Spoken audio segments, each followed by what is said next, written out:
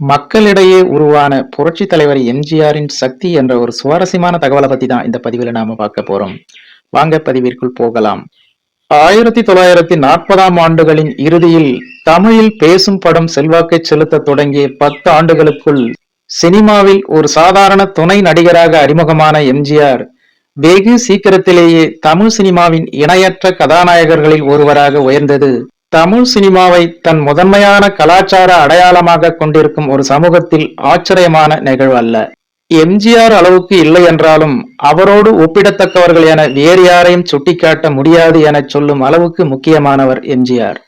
மக்கள் திலகம் என்றோ, புரட்சி தலைவர் என்றோ, புரட்சி நடிகர் என்றோ அவர் அழைக்கப்பட்டது வெறும் திரையுலக சாதனைகளுக்காக மட்டும் அல்ல. எம்ஜிஆர் திரைக்கு அப்பால் முக்கியமானவராக கருதப்பட்டார். புரட்சி தலைவர் எம்ஜிஆரின் ஒரு தரிசனத்திற்காக வாழ்நாள் முழுவதும் ஏங்கி கிடந்தவர்கள் நம் சமூகத்தில் உண்டு. தமிழ்நாடு தேர்தல் பிரச்சார கூட்டங்களில் கலந்து கொள்வதற்காக எம்ஜிஆர் செல்லும் போதெல்லாம் வழி நெடுகவும் நாள் கணக்காக காத்திருந்த மக்கள் கூட்டத்தை பற்றிய கதைகள் இன்றும் கூட கேட்க கிடைப்பவை. புரட்சி தலைவர் எம்ஜிஆர் அவர்கள் தர்மத்தின் தலைவன், தமிழ் சமூகத்திற்கு 1000ல் ஒருவன், அந்த சமூகத்தின் மன்னாதி மன்னன் என்று இன்று வரை மாறாத அடையாளம் இது.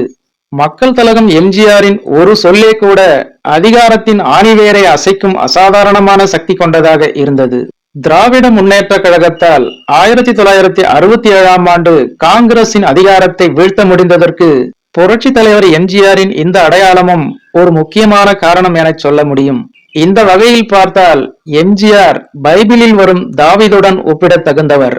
ஆனால் தாவீதாக அல்ல, அவர் தமிழகத்தின் லட்சக்கணக்கான ஏழைகளால் கருணையே வடிவான இயேசுவாகவே பார்க்கப்பட்டார். எம்ஜிஆர் ஒரு கொடை வள்ளல், கொடுத்து கொடுத்து சிவந்த கரங்கள் அவருடையவை. ஆனால் தேவையான போது எம்ஜிஆர் போர்க்கோலமும் கொள்ளக்கூடியவர். வெறும் திரைப்பட பிம்பம் மட்டும் அல்ல அது.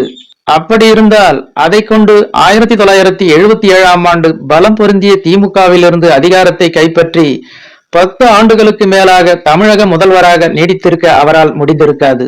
எம்ஜிஆர் அவர்கள் தனது 40 ஆண்டுகால பொது வாழ்வில் சில அவமானங்களை கூட சந்திக்க வேண்டியிருந்தது. கேலிக்கிடமான சமரசங்களுக்கு உட்பட வேண்டியிருந்தது. ஆனால் இறுதியில் பல நம்ப முடியாத வெற்றிகளை குவிப்பதற்கு ஈடு இணையற்ற அந்த திரைப்பட நாயகனால் முடிந்தது. நம்ப முடியாத அளவுக்கு வசீகரமான அந்த பிம்பங்கள் உருவாக்கப்பட்ட விதம் முக்கியமானது. எம்ஜிஆரின் நடிப்பில் உருவான நூற்றுக்கணக்கான திரைப்படங்களுக்கும் அதில் இடம்பெற்ற பாடல்களுக்கும் அதில் பெரும் பங்கு உண்டு.